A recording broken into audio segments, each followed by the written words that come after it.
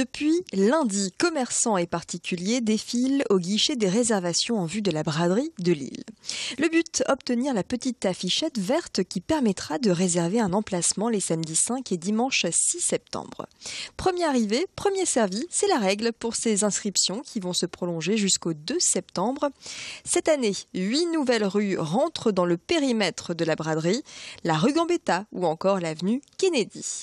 La braderie de Lille, un événement qui attire chaque année des inconditionnels que nous avons rencontrés. Ça fait une trentaine d'années maintenant. J'ai commencé avec mon papa et puis je finis avec mon mari. Vous allez vendre quoi ? Tout des vides-greniers, des choses qu'on récupère lors des déménagements, des choses qu'on a à la maison, des choses... la récupération, beaucoup de récupération. Rien de neuf, tout du... Que du vieux. Que du vieux. C'est une autre ambiance, ça se passe dans la rue, donc c'est une autre approche aussi. Il y a un petit côté marché de rue qui est plaisant. On est dehors alors que d'habitude on est en boutique.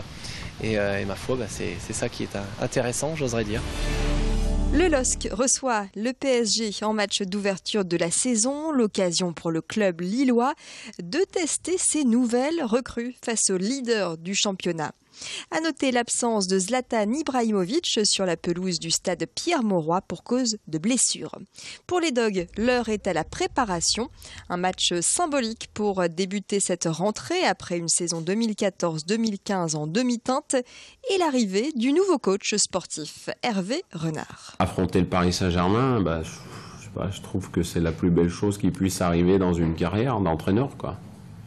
Quand vous êtes au niveau international, jouer des finales, c'est les plus belles choses. Si vous avez peur d'aller jouer une finale, faites-vous éliminer au premier tour. Alors, si vous avez peur d'affronter le Paris Saint-Germain, restez où vous êtes, parce que c'est même pas la peine de venir.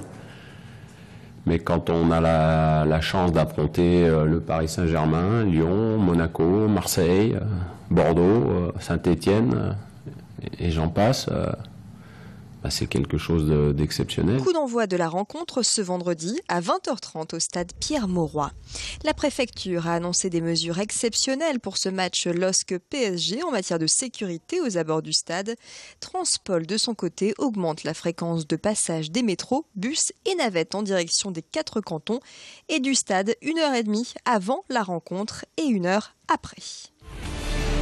Laissez-vous conter une histoire au son des oiseaux dans un coin de verdure. C'est ce que vous propose l'association Philophile.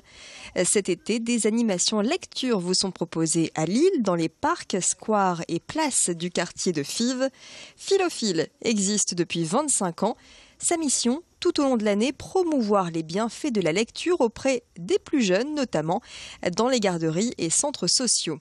Les animations lecture de l'été sont gratuites et sans inscription, ouvertes aux enfants comme aux adultes pour un moment d'évasion littéraire accessible à tous. Il y a des albums qui fonctionnent bien, des albums qui fonctionnent moins bien. Là, on est dans des conditions un petit peu plus contraintes puisqu'on est dans un espace ouvert, avec du vent, avec des activités qui peuvent y exister dans tout l'espace.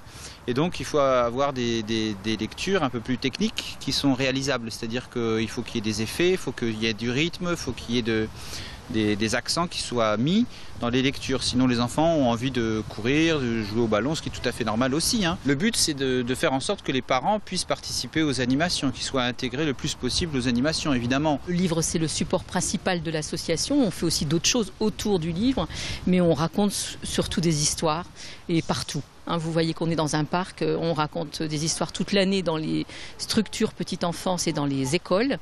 Et puis l'été, on va dans les parcs pour faire vivre aussi les parcs et puis garder les bonnes habitudes de l'année scolaire. L'association est vieille de 25 ans, donc les livres, c'est notre... je ne veux pas dire fonds de commerce parce que ce mot je n'aime pas, ce ne serait pas le bon mot, mais c'est notre raison d'être et d'exister. Donc on se tient au courant de toutes les actualités, on est dans les salons du livre, on épluche toutes les nouveautés qui arrivent, on se tient au courant. Pour plus d'infos sur ces rendez-vous lecture, www.philophile.fr. Et c'est la fin de cette édition. Merci à toutes et à tous de l'avoir suivi, d'être toujours aussi nombreux à nous être fidèles sur Grand Lille TV.